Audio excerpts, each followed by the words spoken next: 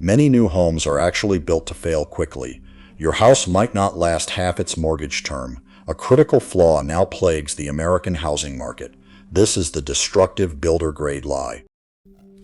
You're buying a future demolition, not a home. In stark contrast, older brick homes were meticulously crafted to endure for generations. However, today's tract homes are increasingly becoming just disposable assets, from your right to sue if deterioration begins. In this video, we will expose the value engineering secrets builders desperately hide, plus the one critical inspection you absolutely must demand to avoid buying a future teardown. To understand why quality has deteriorated, you must examine who builds your home. 30 years prior, housing contractors living in the same communities as their clients. Their good name directly influenced their earnings. Currently, giant publicly traded corporations dominate the market. These companies are not primarily home builders. Instead, home meant for living. Instead, you're purchasing a unit optimized for quarterly earnings reports. To satisfy these Wall Street expectations, quality is systematically removed from their process through a method called piece rate logistics. But before examining the actual materials, it's vital to expose the. If a sales rep says a home meets code, you likely envision top quality. Builders interpret that as merely the lowest legal standard required. The building code truly doesn't target high quality. It signifies. This is like a student boasting they just scraped by, avoiding expulsion. In the volume building industry, the objective is never to surpass. This reality is most apparent in the very ground where your house stands.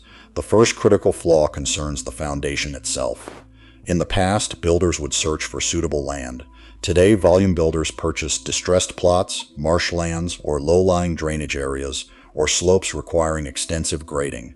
To build on this ground, they import fill dirt.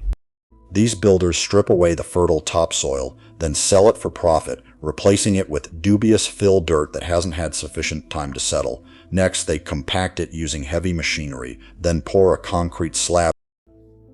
After that fill material stabilizes in its initial 5 years, it starts to shift. As a result, the concrete slab above it develops cracks. These recently built homes are seeing severe foundation failures because these houses were literally. Once the foundation cracks, the entire frame warps. This consequently adds to the labor shortage. In earlier eras, a carpenter was paid by the hour. This system fostered meticulous work, careful measuring. Quality workmanship was vital. However, within today's new building industry, employees are rarely paid hourly anymore. Their compensation is now based on piece rate. This payment is identical whether it's completed in 2 weeks or just 2 days. This creates a perverse incentive where speed is the only important metric. If a worker stops to remove a warped stud or seal, this is no oversight, it's the central business strategy. Consequently, we often see these defects. Frequent problems include crushed AC conduits and missing roof seals, plus windows leaking indoors. These defects show how speed overrides durable workmanship. Yet poor assembly is only half the problem. The very materials themselves were engineered to fail. A critical weakness of modern homes lies in their fundamental skeletal structure. Your grandfather's home was built with old-growth timber. This timber had remarkable density, a dark color, and iron-like hardness. It could get fully wet. Today, we build with farm-grown lumber. These fast-growing trees resemble corn. Their wood is soft, full of sap, and easily twists the instant it dries out. Moreover, for floors, builders have completely abandoned solid wood, choosing instead engineered I-joists on paper. However, the moment water touches it from an unseen, slow plumbing leak, the adhesive dissolves. The wood turns into a mushy pulp. You can't fix it. Patching is impossible. If an engineered I-joist gets wet, your floor's structural integrity is. Because new homes often have plastic wrapping for increased energy efficiency, this then traps moisture inside wall cavities, literally transforming your investment into mold. So why do buyers?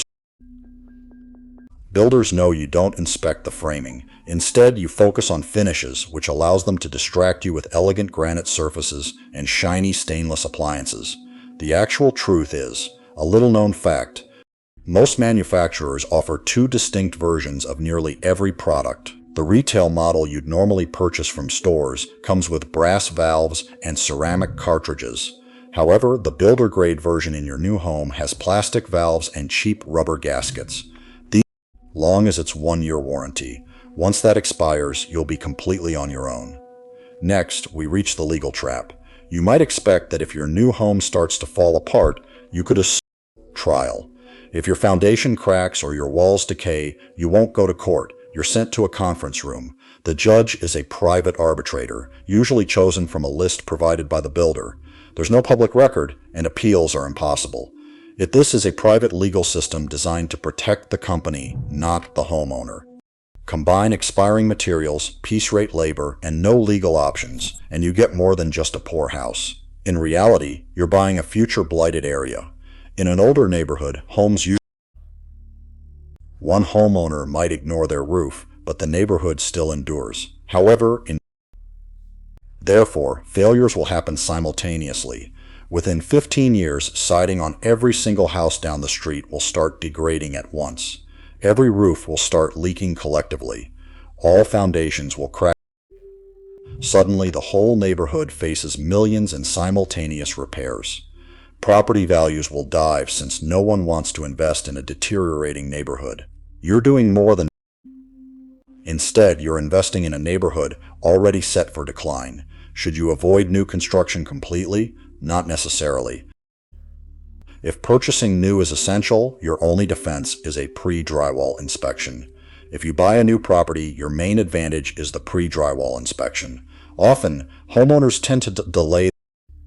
Nevertheless, such a timeline proves frequently inadequate. Issues or defects are frequently masked after the paintwork has been applied. It becomes essential to hire an independent inspector. A specialist is essential to check for any subpar framing, ensuring all necessary fixes occur before it's hidden. This usually costs around $500. Even so, this represents the sole approach